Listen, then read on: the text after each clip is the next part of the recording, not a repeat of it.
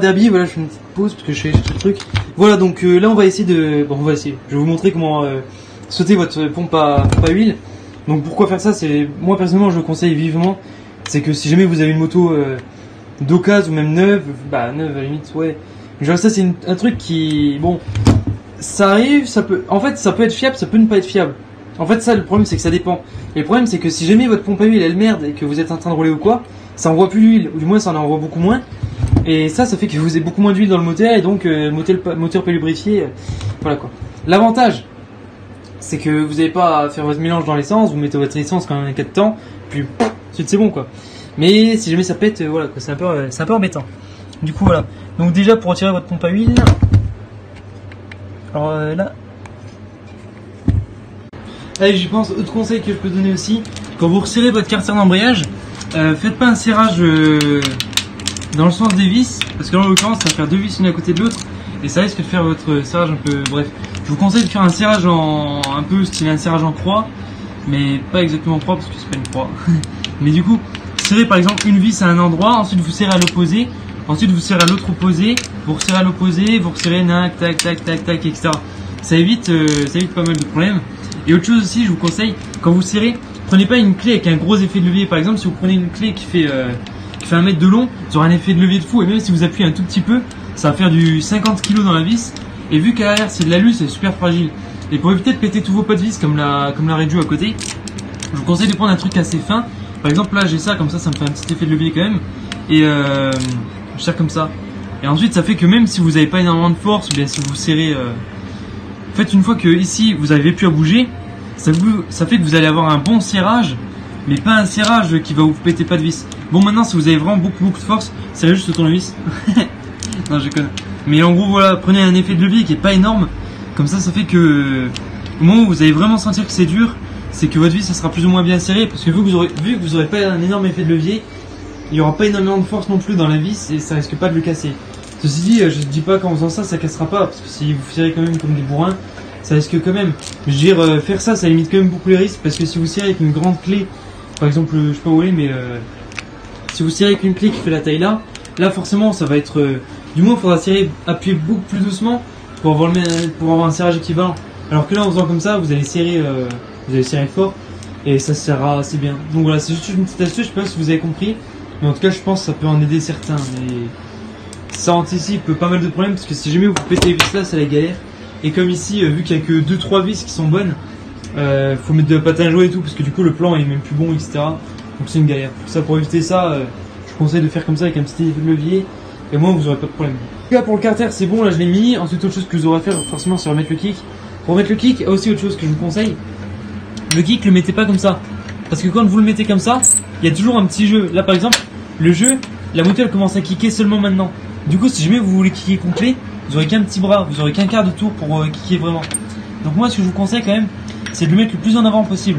Donc vous le fermez comme ça, mais là par exemple vous voyez là c'est trop en avant, parce que là ça tape contre ça. Même si... Et là pareil, faut que votre truc soit au taquet. Parce que si jamais, certes, là il va être bien, mais là en fait, je sais pas si vous avez vu, mais là c'est plus...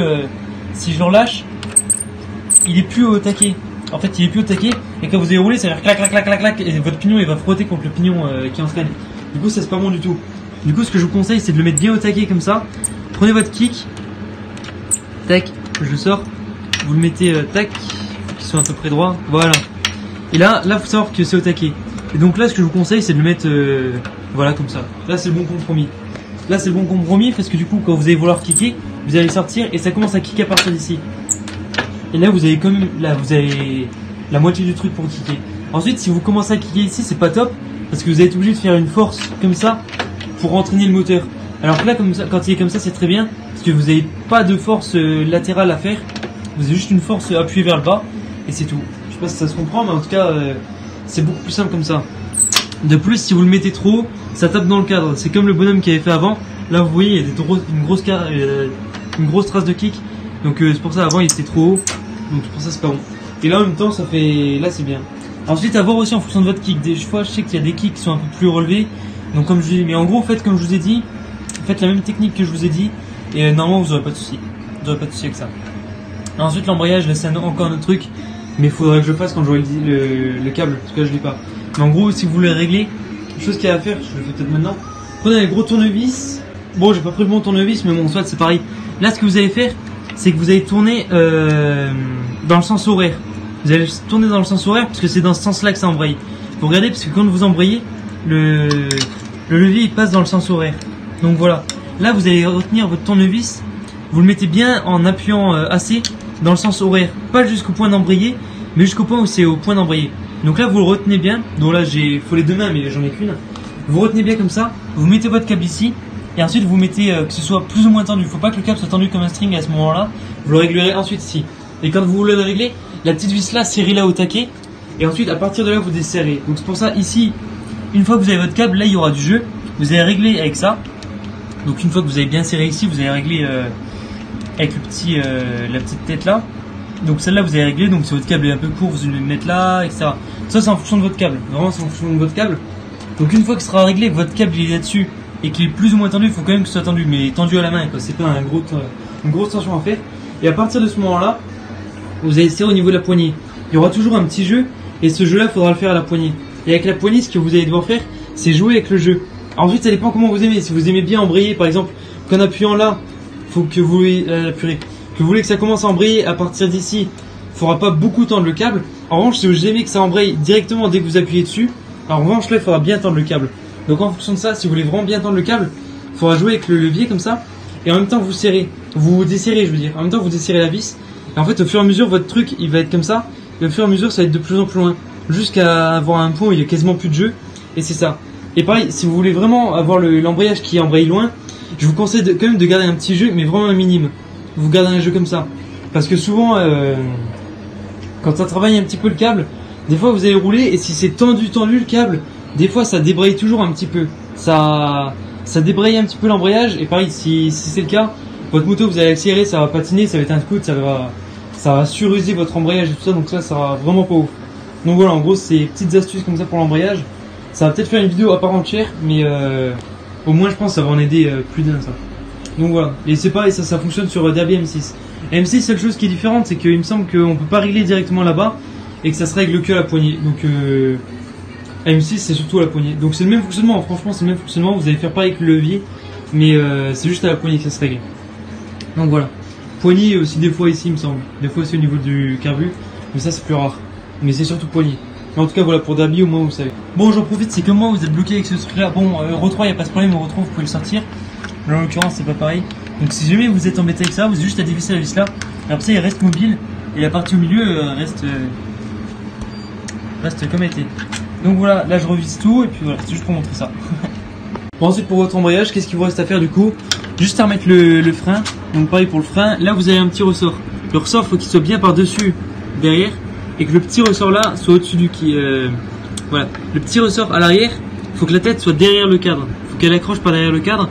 Et la petite tête là, il faut qu'elle soit sur le frein, donc comme elle est ici.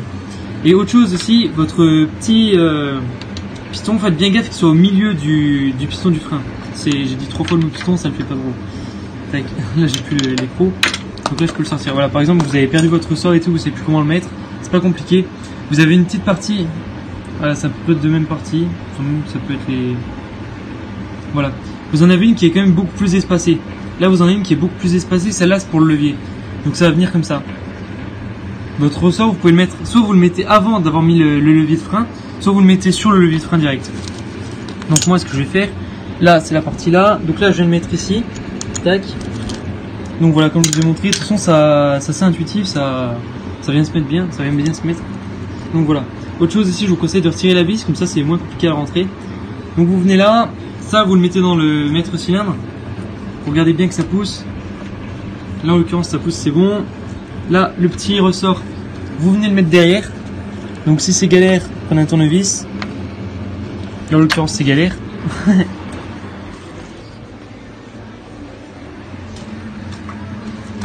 Pareil, rien de compliqué, si vous voulez me mettre derrière, vous le soulevez, ça vient se mettre tout seul. Tac, là c'est bon, j'ai le truc, il est bien mis, donc j'ai la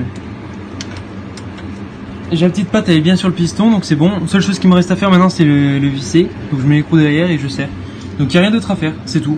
Là maintenant votre frein sera fait. Pareil, il y a un réglage aussi sur le frein, Là, bon, là, il y a du jeu, mais votre réglage il se fait ici.